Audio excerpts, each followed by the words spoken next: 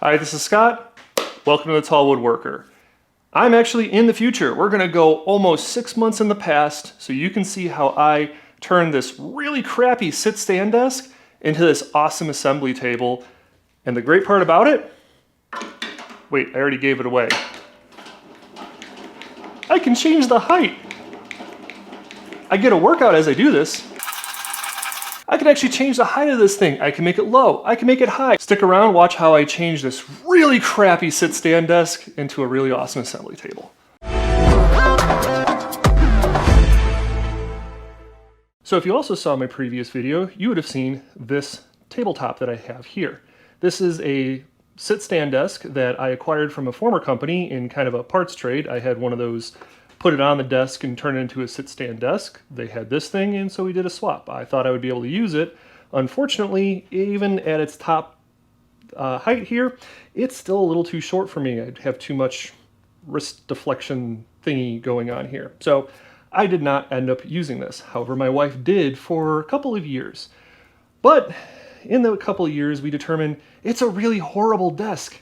You have these two very narrow shelves on here, and I get it, the idea is to put your monitors up here, your keyboard here, but some people just like to spread out, and there's so many times when things would just fall over here, and it really just wasn't very usable at all. So when we moved to this place, we were originally just going to sell this, toss it, whatever, get rid of it, but I thought, well, maybe I could use it somehow in the workshop. Now, unfortunately, the manufacturer of this thing thought that it would be the greatest idea to weld this in place, which for support, probably not a bad idea. However, I can't make these two surfaces coplanar with each other, and that's really what I want to try to do here. So my thought is to take these crappy surfaces, get them out of here, and replace it with a short end down here, build up some supports, and create one full extension long piece for the top. We'll see how well this goes. First, I take off the old surfaces, which are simply bolted in. I've already cut the new surfaces out of a full sheet of MDF, so I place the lower section down first, then the upper section. I can now measure the height difference so I can make some supports. I cut the supports first to their proper height, then to their proper length.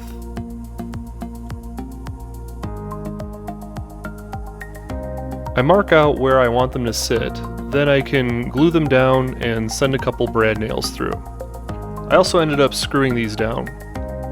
These supports will give the upper sheet of MDF something to rest on and make sure it stays flat.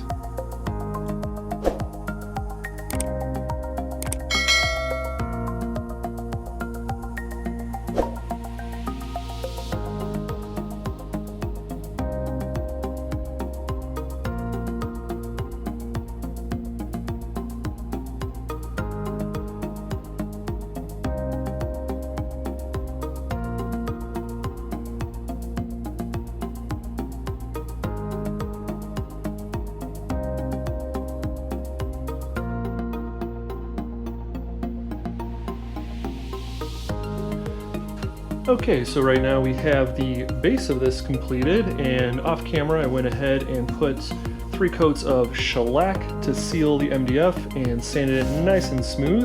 And if you're upset with the fact that I didn't show the application of shellac, well, go yell at my GoPro for running out of battery, and I really didn't want to stop what I was doing yesterday. But hopefully I can show you how to apply shellac on the top portion once I'm all done.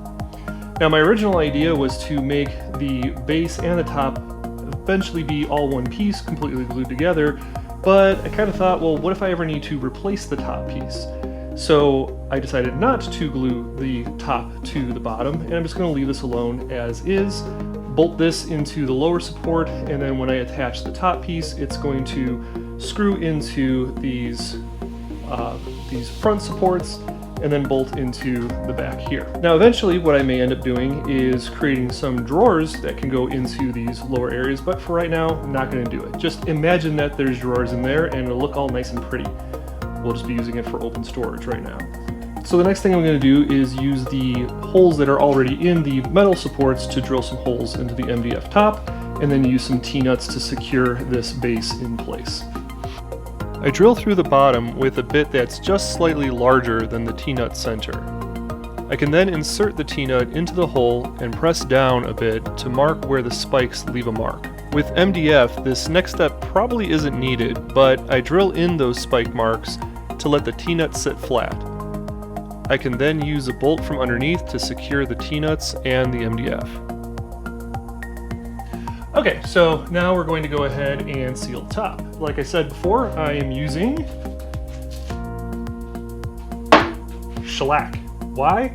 Because it does a really good job of sealing this thing down and makes a really nice smooth surface. I'm still not in frame here. Let's get down like this. There we go. So, don't want to get, ugh, I'm already getting sweat on this thing. Great, my own sweat and tears is already in this thing. So we're gonna put about 2 to 3 coats on the bottom side. Top coat, I'm gonna do at least 3 coats. Don't wanna do too little. And yeah, we'll go ahead and get this thing sealed up. That should protect it against water and moisture and all that other stuff that makes MDF a pain in the ass to work with. Oop, I just said the A word, pain in the butt to work with. I seal up the edges first, then I apply the coats to the main surface. If you've never used shellac before, it's one of the simplest finishes to use. Use a brush to apply it, then wait for it to dry, which is only really a couple minutes. You can then apply several coats on top of each other. And every new coat bonds with the previous coat, which again, makes it super easy. There's really no need to sand in between coats or anything like that.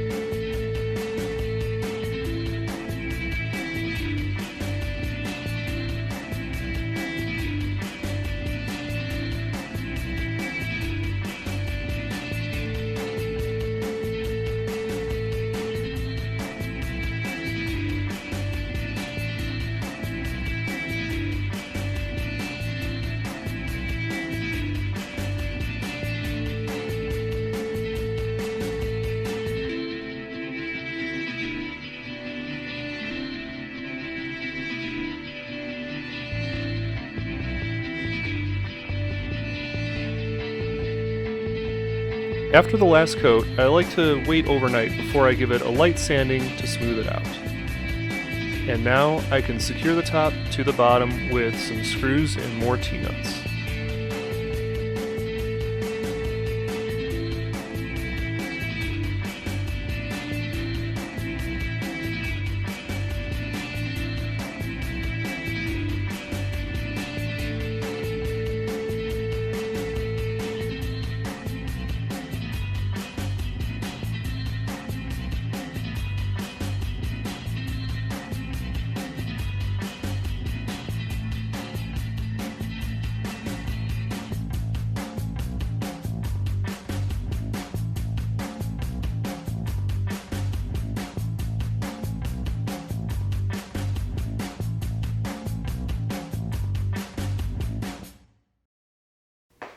So there you go. That's how I did this. Now, I didn't create this video to show you my exact plans on how I created this table. I wanted to create this video to show you that you can take something that might be trash and turn it into something really usable in the shop. I've seen so many people use height adjustable assembly tables in their workshops. I really would want one, but they're just expensive. So instead of throwing this thing away like we were originally planning on doing, it's now an actual work surface, and it's going to become a pretty important part of my workshop going forward. Thank you for watching. If you like what you saw, give it a thumbs up. If you have anything that you would want me to change or do differently, or what you would do differently, leave a comment down below. Honestly, I do want to hear what you have to say. I do respond to about 95% of the comments. If you leave a stupid comment, I'm not going to respond. Make sure you stay subscribed because there are going to be a lot more shop videos coming up because I'm still in the process of fixing up this garage to make it into my wood shop. So yeah, make sure you're subscribed so that you're notified when I make those new videos. And until next time, thanks for joining me in my shop.